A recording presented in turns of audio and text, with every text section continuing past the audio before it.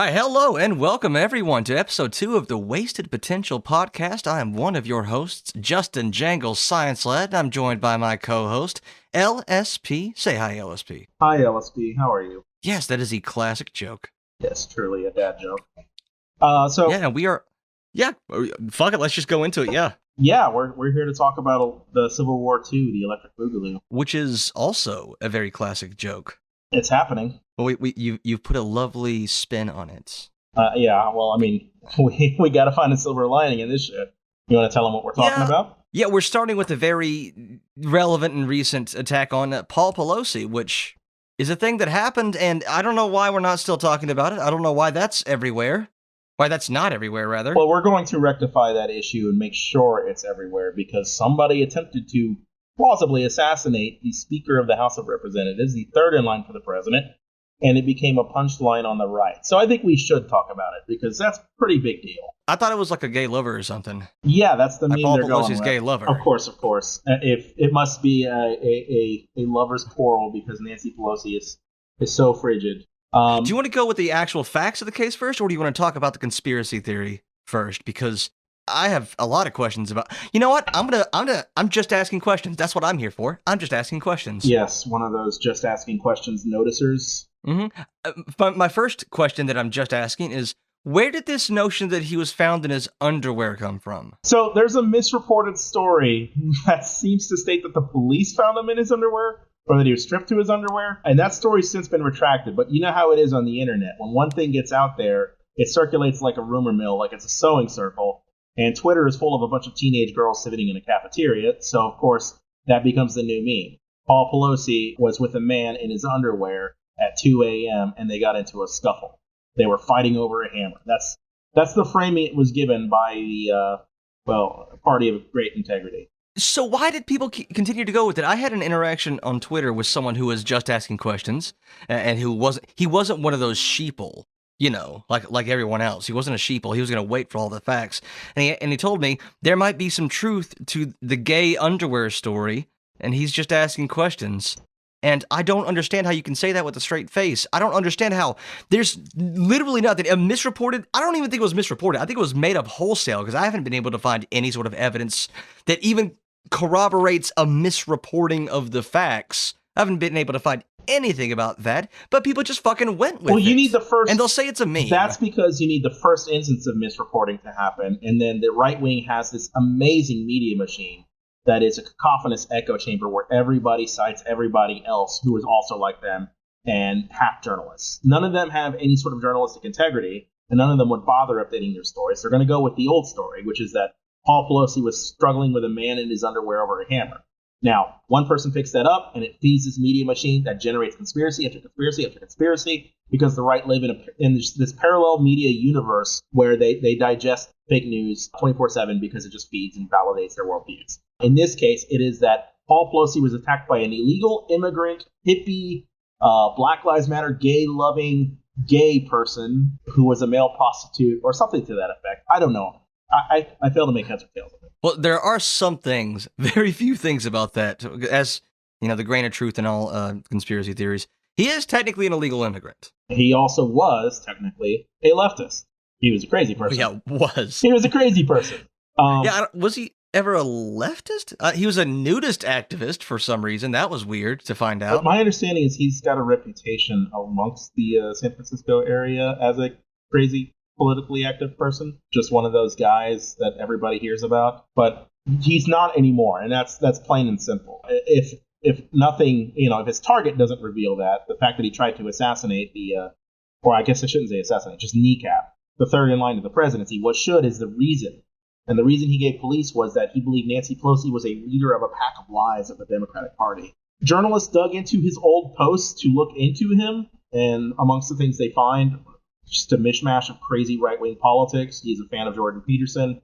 He's a fan of James Lindsay. He has all sorts of weird screeds about the Jews. Of course, we're going to be talking about the Jews again. So, I mean, this person was pretty far from a leftist, I think. When that came out, what? When did that come out? Like, when did this information came out? I was gonna say, when that came out, why did that not quash the gay liver in his underwear story immediately? Well, I mean, because one, how did he go back in time and write all that screed about like Just straight up, no matter what he was, he's a fucking right-wing conspiracy theorist now. It doesn't matter what he was. It doesn't matter that he lived in a house and somewhere near the house there's a Black Lives Matter sign and a gay pride flag. That's what he is now. And also, if he was a gay lover and it just was out to hurt Paul Pelosi, why wouldn't he just tell the truth about that? Just say, yeah, I was fucking Paul Pelosi. That would actually hurt the Pelosi's. Yeah, that would actually hurt him. Like, that would actually make them look bad and wouldn't be blamed on the right and their fucking conspiratorial nonsense about everything. That's all you had to do. He could have done that, but no, he just kept going with it. The reason this wasn't quashed, because there's two reasons. There's a problem on the right with media consumers, and there's a problem on the right with media producers. Now, there's media consumers demand media that satisfies their preconceived worldview that Democrats are perverts or degenerates, that they're violent, that they're terrorists, or they're crazy, or they're disgusting, what have you. You can find any number of stories that feed this. And on the right, media producers don't really have any sort of internal mechanism to stop the spread of fake news. In fact, they actively discourage any fact-checking. They actively mock fact-checking.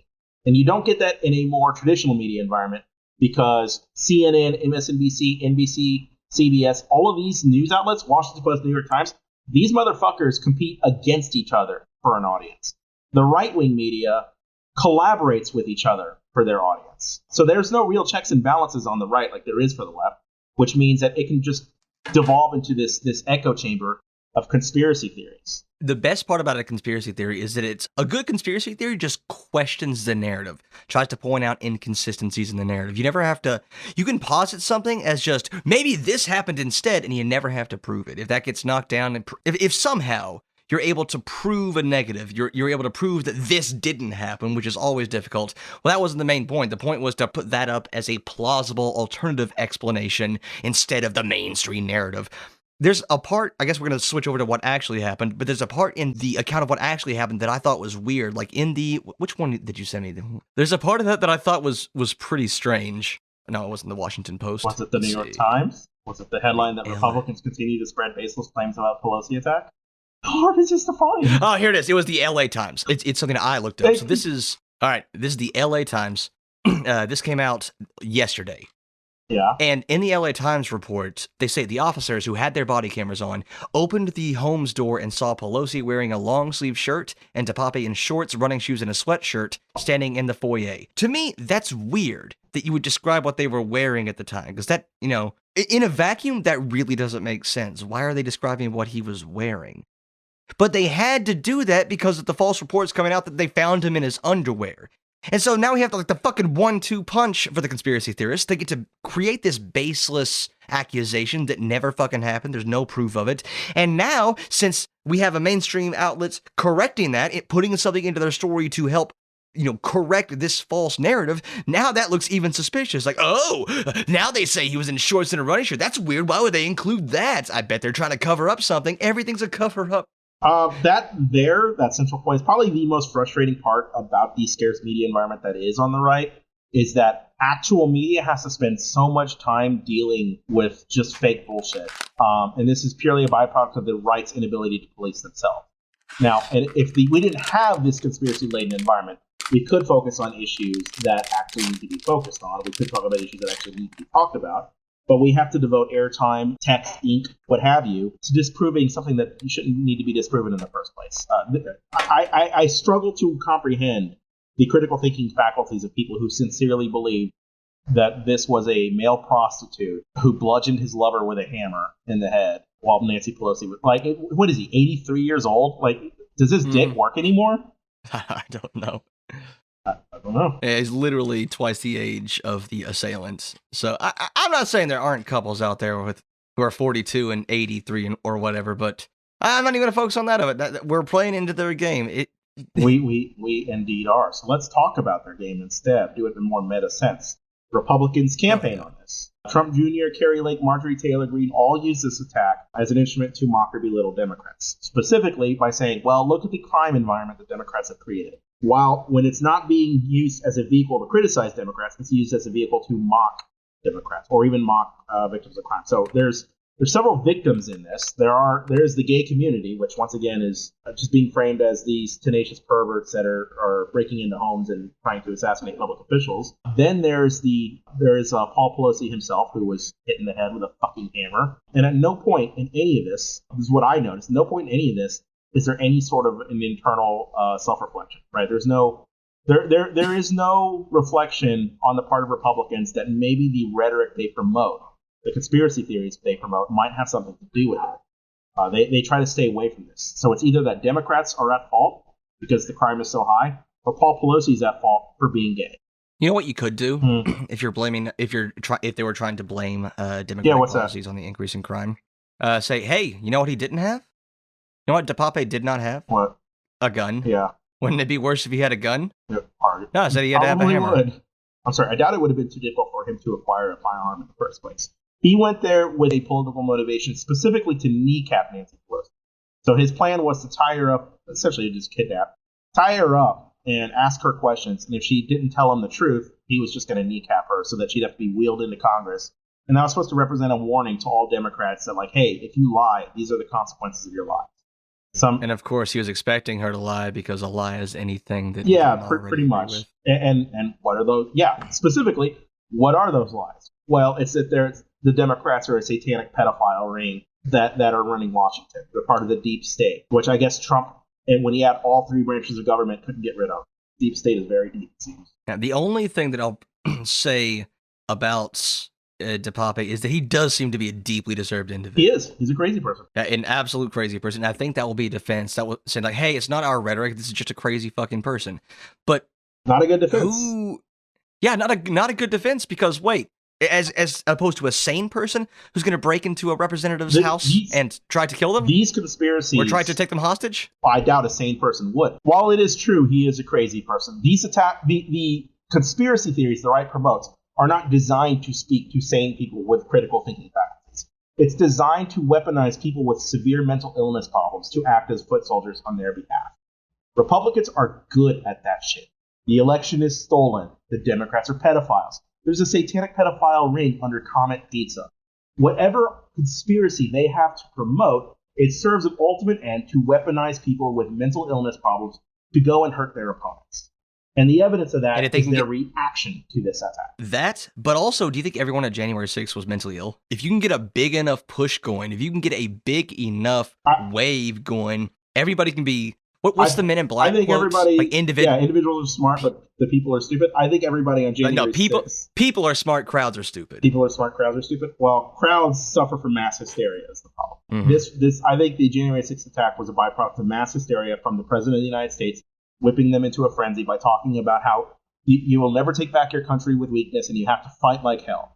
And this seems like an inevitable consequence to the conspiracy that the election was stolen by the Democrats. And there's been the midterms just happened as we're recording, so I can no longer say there's been no penalty, like for election denial. Straight up election denial, start to finish. I'm wondering out loud, if I'm an independent voter, I'm a fucking moderate, and I see the son of the last president posting pictures of underwear and hammer and saying, I got my Paul Pelosi costume, I can't help but wonder, is that going to cost my vote? Like, do normal, I don't say normal, just decent is what I should say. Do decent people, moderates, decent independents, look at the behavior of the modern Republican Party and become so viscerally disgusted they switch, not based on any policy, but based on vibes? These people are extremists. Like, I would hope this costs them votes. I thought I saw something on Twitter, which, another one of those things we're going to cut out, where independents actually did lean Democratic. Maybe. Wait, you're cutting out that you saw something on Twitter? You got your news from Twitter and you want to cut that out in a story about how people get their news from Twitter? Yeah. Let's see. Never mind, I lied. This is just to make yourself look good. Democrats lost some independents, according to this. Motherfucker! Yeah. Hey, I don't fucking... So, let's talk of what it might suggest. So we have good friend... Well, the meme is there are no independents. There are conservatives who don't have the balls to say they're conservative. That is absolutely true. I went to school with them, unfortunately. So let's get to the people responsible. There's Elon Musk, who, fresh off his purchase from Twitter, is tanking it very, very quickly, which is very fun to watch.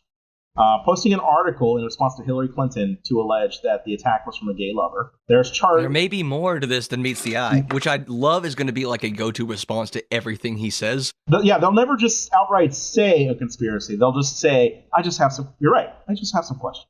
We're just asking questions. We're just noticing things. Some things seem off. We have questions. At no point is there going to be a sense of self-reflection from them. It's just going to be asking questions. He deleted, never addressed it again. Yeah. So the Tucker Carlson route, don't address it. Charlie Kirk, conservative radio and YouTube host, expressed hope on Monday that some, quote, amazing patriot, unquote, would post bail for Mr. DePape. DePape, right? That's how his name's pronounced? What a weird-ass name. I've been saying DePape. Is he Italian? His last name is Gonzalez, and he's from Canada. You know what? We need to stop immigration from Canada. Okay? Until I'm calling for a total and complete shutdown. You know what? A couple of people brought up that he was an illegal immigrant on the right. Just not from Canada. A couple of people brought that up. But the fact that he's not, and his last name is Gonzalez, but when they found out he wasn't from like south of the border, that wasn't. I don't know. I guess that wasn't he wasn't a good fear mongering individual. And plus, that would probably it might undermine the other story. That might make a lot of Republicans more amenable to illegal immigrants coming in if they're going to start attacking Democrats, because they seem to. You compiled a lot of evidence saying that they seem to really like the violence. They seem to absolutely embrace it. Yes. So Charlie Kirk calls him an amazing patriot and asks if somebody would bail him out and that they would make him a midterm hero. He called an illegal immigrant from a different country an amazing patriot. Truly the most amazing patriot of our time. Holy shit. He said, adding that liberals were trying to politicize the attack. Wow. Liberals were trying to politicize the attack, as he calls him an amazing patriot. It kind of politicizes itself. A crazy QAnon conspiracy theory believing nut job just attacked the third in line to the president, or tried to. Well, anyone with hardcore far-right beliefs is always a lone wolf. Because actually, contrary to popular belief, we actually don't live in a society. We live in a society of stochastic terrorists. So, I want to talk about how this represents a more broad extremism problem. And this is something I talked about a bit on Twitter. I don't really understand, there's no good conservative responses. It actually kind of drives me nuts. Whatever responses they have are just post-truth. They're really devoid of anything. It's Mickey Mouse criticism. But when Ted Cruz was the exception to the rule here, that's probably not a good sign. Ted Cruz actually did say, if I'm remembering correctly, that he's political adversaries with Nancy Pelosi, but there's no excuse for violence. To my recollection, he did actually say that, but he seemed to be not the loudest voice in the room. Nobody's the most energized part of at least Trump's base. Fucking loved it. Yes, including Trump Jr. himself, who has desperate. Is there an Oedipus complex, but for your father? If there is, it exists within Trump Jr. Yeah, I don't know that Ted Cruz was the most responsible voice in the room. Even from the quote-unquote adult Republicans, what I tend to see is this attack is outrageous and America is no place for political violence. But. Yeah, there's a but. The Democrats' policies of open borders or high crime or whatever, the Democrats are telling people to go out and commit crime, whatever spiel it is they want to spin here, it's going to just flip the blame right back on the Democrats. So it's kind of the same thing. And again, the issue isn't the Democrats. The issue is Republican rhetoric. They are extremists. They are extremists, and they don't want to deal with the fact that they are extremists. And it's not fair to call all Republicans extremists. It's not like most of them believe in a thing that's been causing a lot of stochastic terrorism. Yeah, totally not. Well, let's talk about it. So right-wing extremist attacks and violence dwarf violence from the left. Where did I steal this from? I was actually trying to lead you into talking about how nearly 70% of Republicans. I'm getting to that. Okay, I'll get there. All right. I'm sorry, was I not going fast enough for you? How instead of leading me around like I'm a dog on a leash, why don't you just say it yourself? Go on, do it yourself. You're right. Go on, talk about it. Let's go. Talk about it. Yeah, 70% of Republicans believe the 2020 election was stolen. That is insane to me. That is just. I don't know what an analog would be in my time where the vast majority of a of a real political party, of which there are only two in the United States, unfortunately, can believe something that is demonstrably false and very obviously encourages violence. I think because if our elections are not legitimate, if they truly are not legitimate, and voting truly doesn't matter, and the people in your government who are controlling your lives truly are not accountable to you, that actually does lend itself to, well, violence is the option. The only recourse right? for solving a stolen election is violence. That is the only recourse. There's no other option. I think the only analog I can think that would be even remotely similar to that, and it's not even close because it's not even near the same numbers, is leftists or Democrats who believe that 9/11 was an inside job or that George W. Bush did 9/11 or something like that, which is just not true. It just didn't happen. George W. Bush. I was going to ask. Are you going to ask if there's any truth to Bush doing 9/11? No, there's no truth to that. No, I have a genuine question of the 9/11 inside job conspiracy. Was that left, right? I think it was prominently left wing, yeah, for a time. I don't know that it's prominently left wing now. I think it's prominently right wing. There was I actually remember reading about the DePape shit. There is a term for people who find themselves to be extremists on one political ideology that flip to another, because they are very easily radicalized and because extremism on both sides tend to attack the same sort of culprit. It's usually some eponymous establishment that's never really named. In the case of the left, it's usually some rich people. In the case of the right, it's usually the Jews. Or, well, I guess in this case, the deep state. Leftists who believe there's CIA subversion and FBI agents everywhere out to get them might believe the same thing. They might also have an entrenched belief in the deep state. But I don't think it's anywhere near the same as the right, especially since Donald Trump more or less unified these people. He put them on a unified front to think that the state is there not to serve their interests, but to undermine their interests.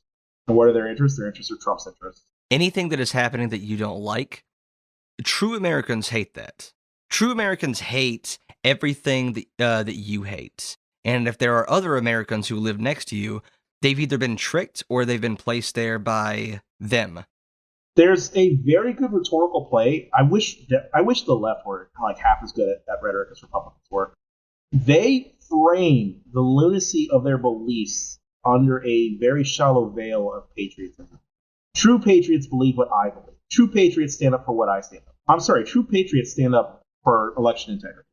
That's what true patriots stand up for. True patriots say that political violence is unacceptable and it has no place in America, right? That's what true patriots would stand up for. But Democrats seem so timid to directly tie Republicans, except for Joe Biden, ironically. The one time he kind of partially said it, MAGA Twitter went wild saying, "Oh, this is like the beginning of fascism. He's got a red light behind him." Yeah. Because he had red and blue lights behind him, but if you crop it, you can only see the red. Therefore, it's a hidden message that if you just don't look at it all, it's one of those hidden messages. You know how most hidden messages, you actually have to look really, really deep at every single detail? This was one of those hidden messages where you actually had to ignore most of the details deliberately to see the true hidden message. Well, they're very good at championing hidden messages that are obvious as fuck. Like, this is why we talked about Kanye the other day and how he kind of ruins the game because he just names who they are. Yeah, so I mean, Democrats, if they were like half as effective at this, they could reframe patriotism in a progressive light, and they're not very good at that. Patriotic education is education that doesn't really talk about or criticize slavery. In fact, that's self-flagellation. Patriotic education is not talking about critical race theory or how black people are affected. Patriotic education stands for the flag every day and doesn't talk about sexual orientation in classrooms. Like, that's patriotism to them. And it's the difficulty there, I think, is that patriotism requires some sort of veneration of your history. Like, there has to be a reason that you're patriotic. There has to be a reason that you love your country. And that almost by necessity requires that you excuse, downplay, or outright reject anything bad in your country's history. There's so much in our history we could be proud of. We put a man on the moon, right? We defeated the Nazis. I can't think of, there's so much to choose from. You don't have to cry yourself to sleep every night over the plight of slaves that have long since been freed, to acknowledge that slavery was bad and the founding fathers who had slaves were wrong for it. That is not a rejection of your country or your country's values or your country's ethos. We're still founded on those liberal values, and those liberal values are still good. The problem with our founding fathers was not that they had these liberal values; it's that they were hypocrites. It's that they espoused these liberal values with their mouths while holding a whip with the other hand. Right? They talk about individual rights and freedom and liberty in the Declaration of Independence and how all men entitled to equality and unalienable rights of life and liberty, while simultaneously holding slaves. They were hypocrites. It's okay to say they were hypocrites. It's okay to say that what they said was right, but what they did was wrong. That's what a patriotic education should look like. I think it's even okay to say that they were good for their time. They were men of their time. I even think it's okay to say that. True. Yes. But if you do say that, that also here's the biggest disconnect that I see. Yeah, they might have been good, even progressive relatively, for their time. For their time's the operative word there. That means who gives a fuck what they would think about today? Name any other profession as complicated as politics or policy that you would care what someone from almost 300 years ago would think. This will only exist in philosophy and law. Only in philosophy and law. Yeah. I can't think of any other tradition or any other profession where tradition is held in such high esteem. Now, what would the founding fathers say about what's going on with Twitter and transgenders right now? I think Thomas Jefferson would be a very Elon Musk like figure if you were around today. Fuck yeah.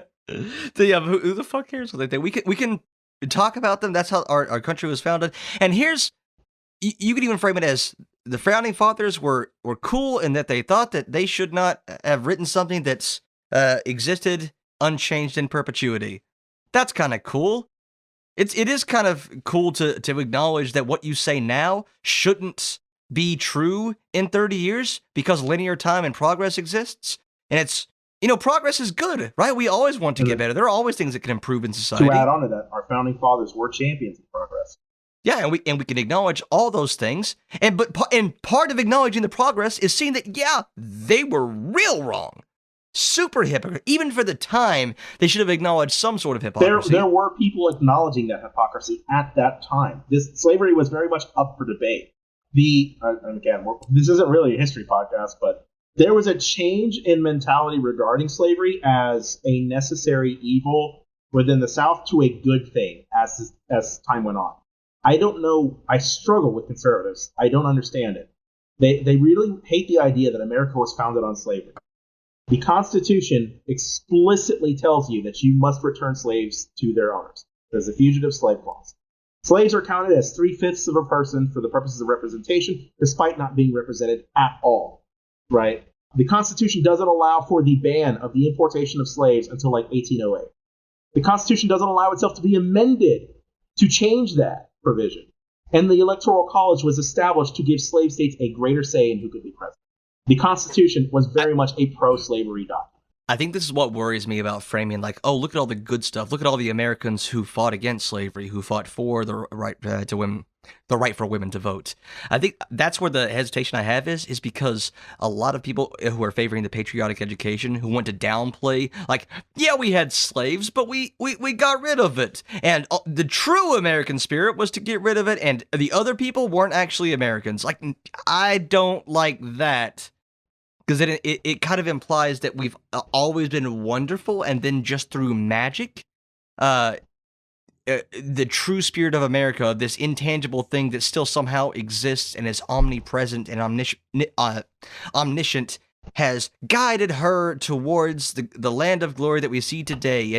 But just to today.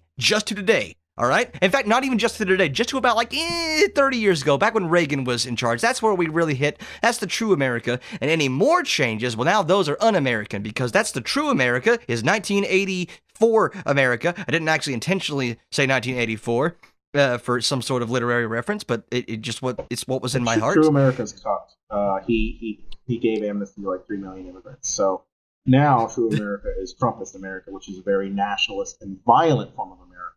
Yeah, we celebrate the America that has made all these changes and led the world in freedom and democracy, but also the true Americans don't want anything to change. Yeah, white America, except for the American. White America has to be begrudgingly dragged to a morally correct position, and then they'll pretend they have that position the entire time. There's a study I read for our debate with James Lindsay that still bothers me to this day. That a lot of white Americans, not just conservatives, more conservatives than liberals, but some liberals, if you preface knowledge, if you preface a lot of polling questions with America is set to become a majority minority country by the year 2060, if you preface a poll question with that, everybody gets more conservative if you're white.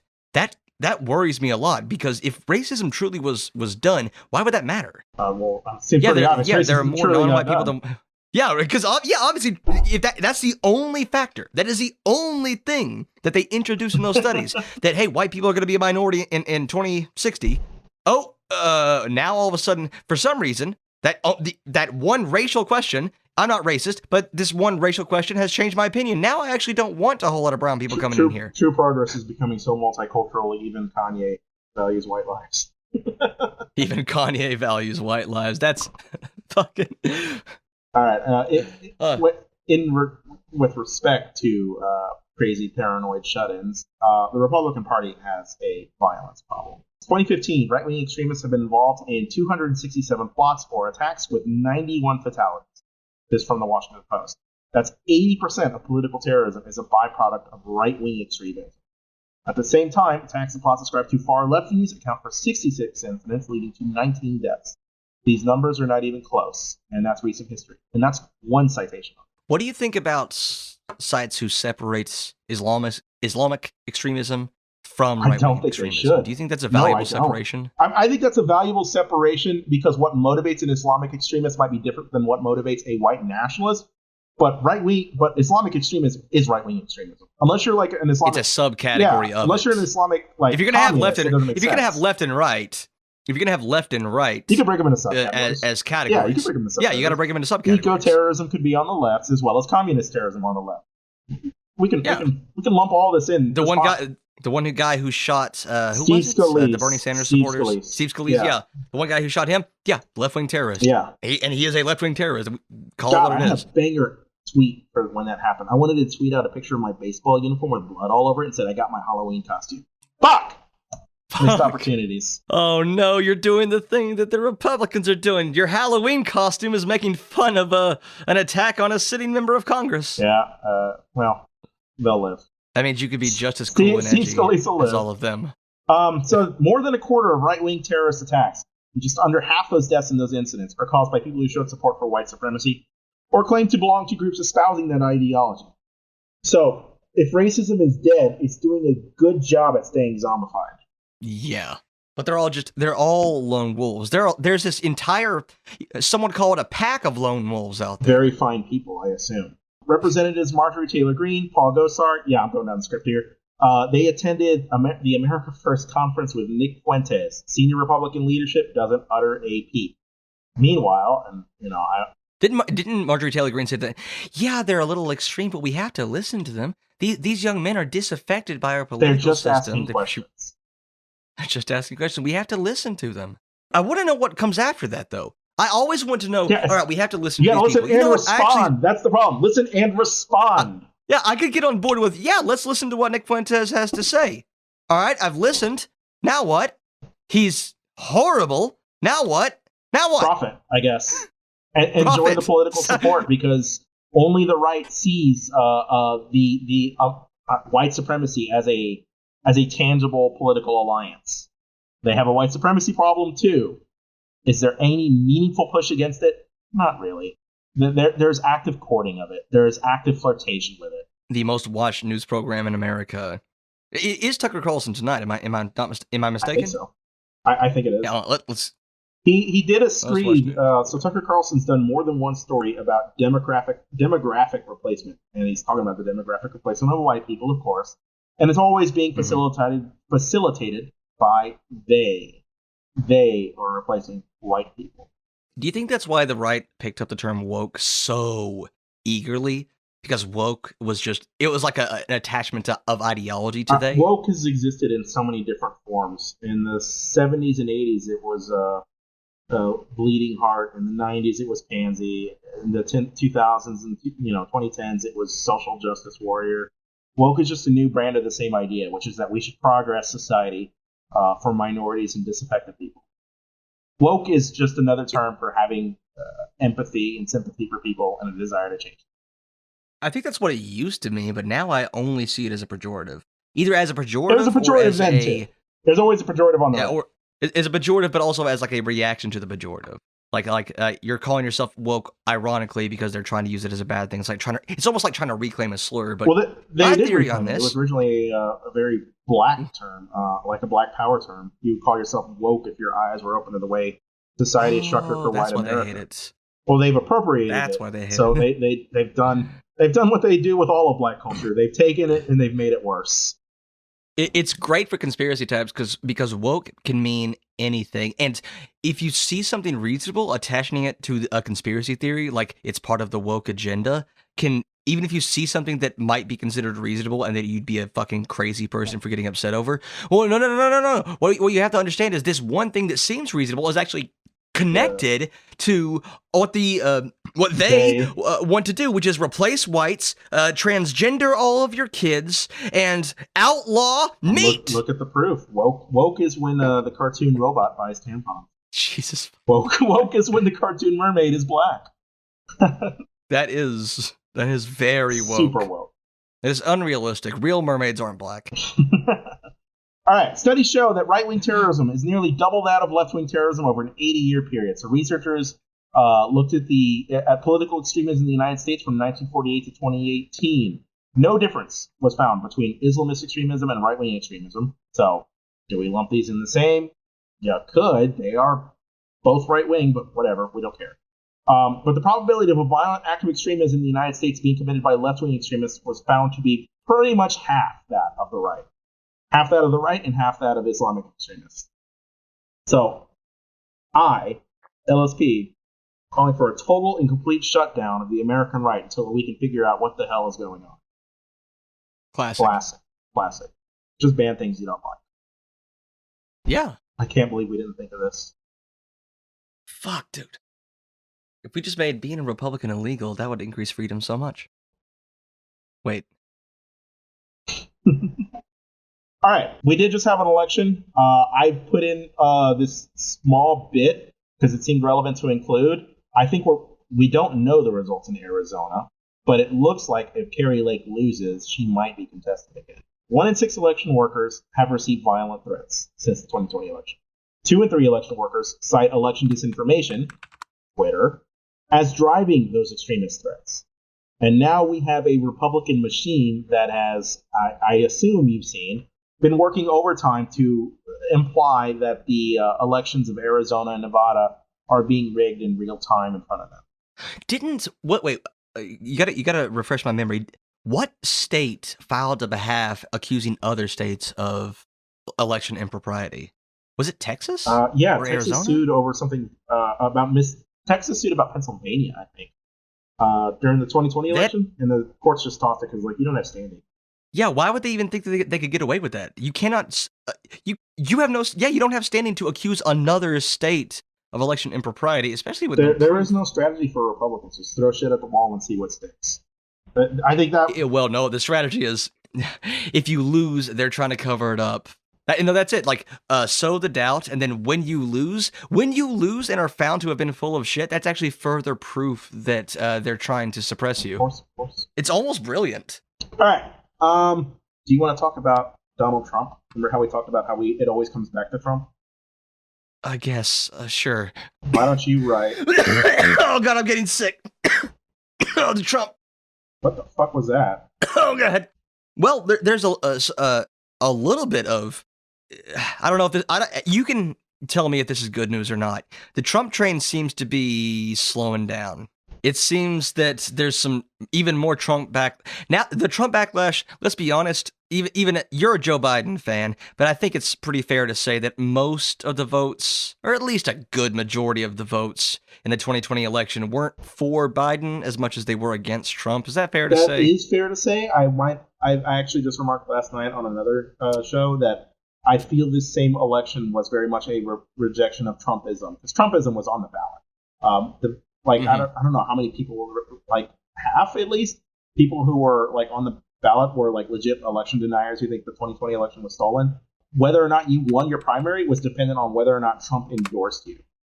So this was very much a Trump election, and Trump has seemed to get a whopping. They got a whooping. They got a relative whooping.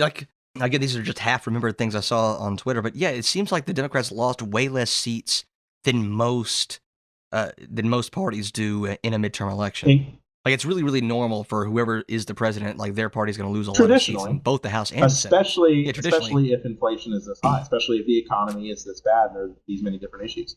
Crime is up. We are experiencing higher crime, and we are experiencing higher inflation.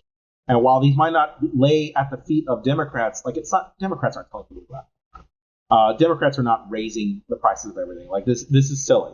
These are global problems. No. I told you that I relied on Twitter for my data. I also rely on stickers on gas pumps, and I have been reliably informed that Joe Biden did that. True. Of course, that means when the gas prices are down, he did that too, right? God, I should buy a bunch of stickers just for that. Well, no, because I didn't see any stickers on that. Well, not a single sticker. You need to do your part. I peeled one off, by the way. Those are some high quality stickers. Truly. Like, they're really good stickers. Like, it peeled off in one go. It didn't tear. It didn't leave behind any residue. I mean, no matter what we want to say, those are good stickers. True. So, Donald Trump, he vows to pardon January 6th rioters if he is elected. Yeah, do you think he's going to be? Because it does seem like there's a lot of tension between him and DeSantis. I enjoy this tension. It makes me wonder, though, what the state of the Republican primaries in 2024 will be. So I'm seeing talking heads basically say Trump's doomed his chances, Trump is weighing us down. And that might all be true, but half the Republican Party is endorsing these Trumpist candidates. So now we've got an infighting problem between a schism between these DeSantis-type Republicans and these Trump-type Republicans. And you can't just want to know what is the difference.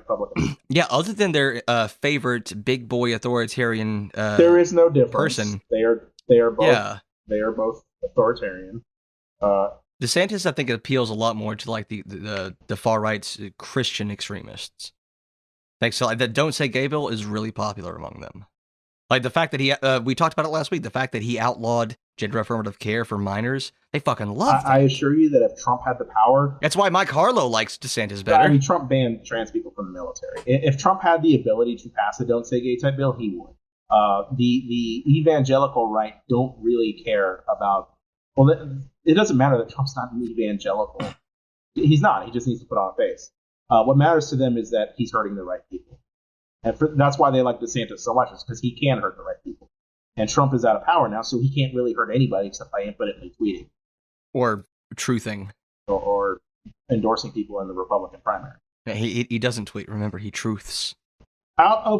Isn't that what they're called? It's discount Twitter. On Truth Social? Discount Twitter until he gets it. It doesn't matter. Like, you might as well just give him his fucking account. Because all of this shit ends up on Twitter anyway. It kind of defeats the purpose. Were you on the other side of that last week? I'm still on the other side of it. Don't even listen to me. I just like chaos. Apparently, well, then you're gonna be in for a wonderful next 2 years. Either the world improves or the world burns. Either way, it's gonna be fun as fuck. You know what? Maybe that's a good way to look at it. Yeah, now I found the silver lining. A little pessimistic, but this is the Wasted Potential podcast, and the impetus of this is two has-been YouTubers drinking too much and impotently screaming about things we can't change. So maybe that is the approach that we're destined to take. It's in our cards, no matter what we try to do to change it. I don't know that it's in our destiny to continue down this path. There was No, to continue down the path of despair and wanting things to burn down. Oh, I mean, that's how you cope, right? Well, you use alcohol. Me, I just do heroin. Bill Maher, Bill Maher had a term to describe the situation we're in, and he described it as a cold civil war, as if the United States is already engaged in a civil war, but it's much akin to the Cold War. There's not any actual fighting, right? It's just espionage. I hate just individual attacks here and there. I hate this description because it implies that because a war is two-sided, and it implies that this is two-sided. And I don't think it is. So I'll use the example of Republican attack ads. Out of 104 Republican ads that featured candidates with guns, a quarter included threats, and the most prominent one was a Republican who was talking about rhino hunting as he kicked down his opponent's door. You don't have Democrats doing ads like, if they cut your Social Security, I've got a gun for them. All right? Donald Trump Jr. was firing a rifle, and he says he's striking fear into the hearts of liberals everywhere. Democrats just don't do that. They just don't talk about it. They don't talk like that. Liberals don't talk like that. Democrats don't talk like that. This is a uniquely Republican thing that you could solve. You could solve the other side with guns. I have two questions about that. One, Have you ever fired a Yes. gun? It's really easy, Really isn't it? fun. To fire a A lot gun? of fun. To hold a gun? What is a heavy gun? 7 Yeah, pounds? it's not too heavy.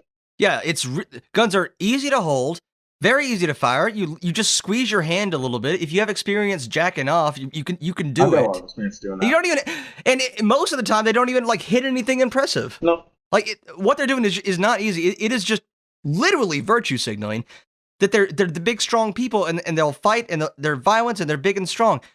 Do you think Democrats would be good if not the violence aspect, but if we try to say like, hey, this other guy, pussy.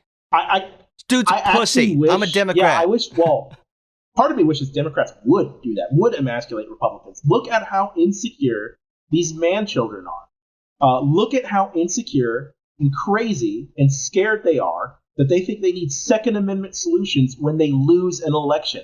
How about you run on making your ideas more popular and palatable for the American people and stop threatening people? Well, then we're just shaming them. The left's solution of calling them all bigots doesn't seem to be the best, even though it's true. We got to maybe we do Attack need their to masculinity. combine. Dude. Make Yeah, the Democrats they're a seem bigot. tough. Make them seem like sissies. Yeah, there you go. Hey, you're afraid of men wearing dresses and women wearing suit pants or whatever because you're a huge pussy who feels like your own gender, who's not secure enough in your own gender to allow other people to have expression in theirs. You're a little scared that if you have the option to experiment a little in your life, you won't be able to resist.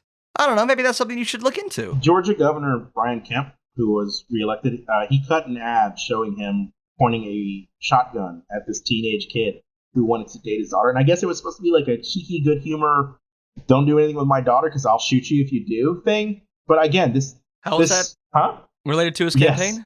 How is that related to I campaign? think it's supposed to show family values, threatening teenage boys. But again, this gets to the heart of the masculinity issue. Dude, you can't just kick a teenager's ass? I don't know. You really need to point a shotgun at him? I mean, well, hopefully, when the Republicans take control and everyone has a gun, that teenager will have a gun If they too. had control, they wouldn't need guns in the first place. I would love for the counter ad for the teenager to show up with a gun and get the drop on him and say, "Hey, I'm gonna fuck your daughter." Oh my So, god! Wouldn't that be just an epic ad where the teenager shows up and shoots him, and then it's like, should have passed some gun control. I've got head Holy problems. shit. Should have stopped me from getting a gun. But that would be an extreme ad, right? Democrats can't Fuck, get away hold with that on. shit. Republicans can. We just did it. The left-wing version of the gun ad is like, "Hey, hi, I'm so-and-so running for Congress. Hey, look, my political enemy," and he mows them all down.